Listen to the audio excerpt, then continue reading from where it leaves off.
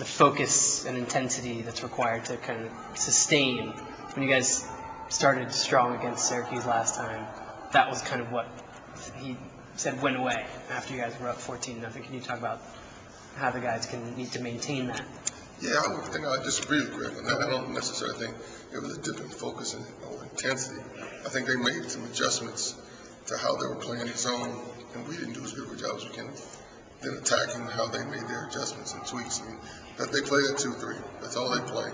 And so, they know how to shut down what you're trying to attack. There's only so many things you can do. And so they did a very good job. And then we have to then counter and come back with adjustments and change on how to then attack their tweaks. Right. And so that's the cat and mouse game. I just don't think. I think we made shots early, and then we didn't do it. We got comfortable with the fact that we were making shots, and then we didn't do as good of a job as we have to trying to attack from the inside out and getting penetration and getting into the gaps and getting to the seams of the zone. With that cat and mouse game in mind, is it important to show them the hurry looks and keep them on their heels as opposed to narrowly focusing on whatever? Different things have been successful, different games, different times. Sometimes you can give the same look, but you can give the same set. That's what you mean by looks, but then you have to look for different options. As I said, because they know once they get a feel for what you're trying to accomplish, they take that away. Then you have to look for option A, option B, option C, option D. But that defense this year is as good as I've seen it. Just because they are as big as and most of the time people talk about and then think about their back line, where you have Renze, Jackson, and West, but you look up front, and those two guards are 6'5" and 6'6" too. And so, they cover ground, and the shots that you open for a second quickly go away. And so you just have to have a poise against them. And then make sure that as they get more aggressive, one of the reasons, I got a cold, so I'm sorry if anybody hears radio. They do a good job of turning, particularly up front with routers, turnovers in the baskets. They get a lot of tips, deflections, and all of a sudden they got a 2-on-1 going the other way too fast to getting one back for transition defense. So you got to protect the ball. If you're not getting good shots, you got to protect the ball.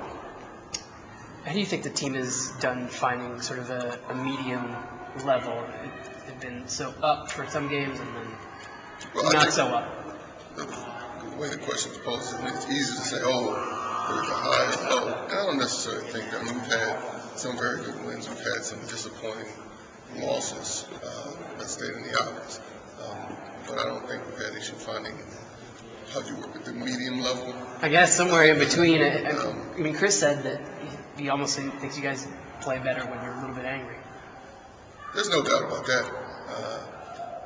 Just a little bit of an edge, a little bit of fire, a little bit of intensity, and we have to find ways to make sure we bring that attitude every game.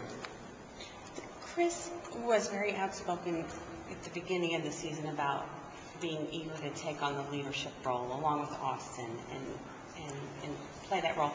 And I know points aren't everything, but if there is a correlation between his low-scoring games and when you guys struggle and the high-scoring games and when you win. Do you just poo-poo that? Do you need him to get going for the team to do its best? How is the first part of the question related to the second part? You talk about leadership. Leadership, I guess. No, that's a very good question. It won't make any sense to you, but it seems like when he's shooting well and active, he has a presence and a leadership command that is lacking in his prior games, and maybe not. No, I disagree with that point. Okay. You can look at the Villanova game as one of our better wins this year. Okay. And I don't remember the exact numbers. How many we scored that game? 16. Right. And so, okay. Do we need Chris to be a presence? Absolutely. Okay. Do we need and want Chris to score points? Yes.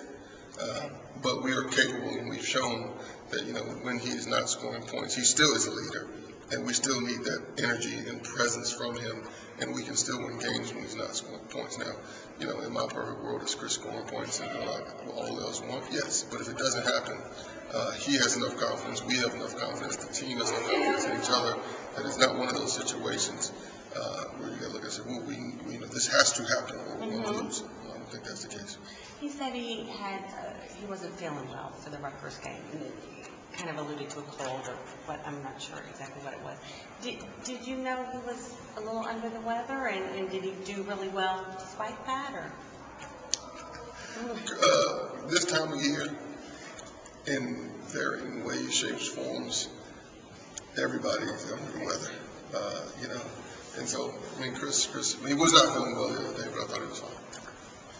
Is it imperative for any individual player to push things offensively early on, or is it just what any to push, define push things? But in terms of being aggressive, trying to be the person to kick things in gear, scoring. I think our strength has been, you guys know our strength has been that we have different people on different days, on different nights, depending on the matchups. I think our strength has been our unselfishness, and the group doing a good job of finding who is open and who is not open. So I don't think it's imperative for Chris or any other person to start pushing or pressing. Just keep doing what we've been doing over here. Is that the same pretty much against everybody? Does that change at all depending on who you're playing, or what kind of team you're playing, what style they play? Well, I'm not sure how I just worded it, so someone like a smart aleck can reply to your question. But feel free. Part of our strength is they've done a good job of finding where we have an advantage and where we have a weakness. And against team X, player Y may have an advantage. And so, are you saying is it just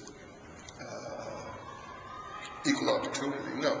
But they've done a very good job of realizing in each specific game, depending on the matchup, depending on what they're doing. Okay, hey, we think we have an advantage with Austin here. We think we have an advantage with Chris here. We think we have an advantage with Greg here.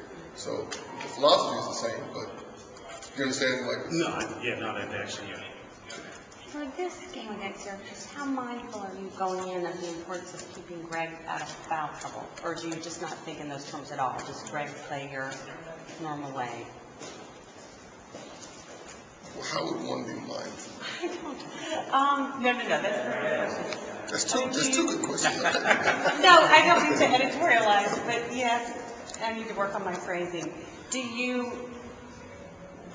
pull him out for defense plays more than you would? Do you limit his first half, or sort of, are you more judicious with his minutes, or do you change anything about what you ask him to do and how much he's on the floor? No, he's on the floor. Thinking of maybe 5,000. 100%.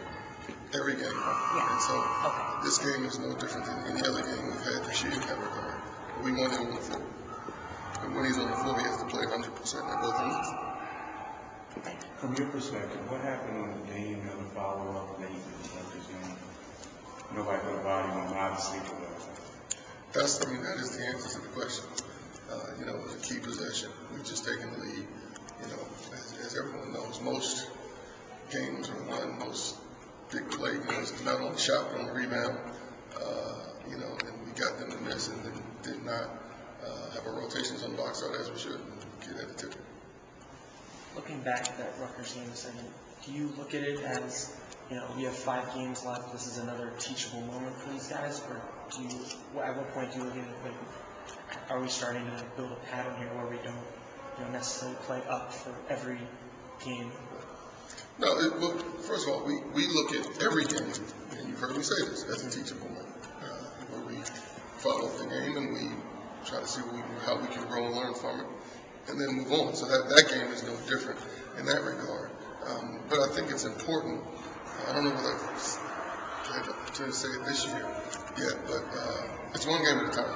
And so we aren't looking at who we have, you said 5 games left. I think if you look at our conference, the first 5-game stretch was difficult. The second 5-game stretch was difficult. The third 5-game stretch was difficult. And that's the nature of Big East basketball, where if you look at it from its totality, I think you may get lost on what's next, and Syracuse is next.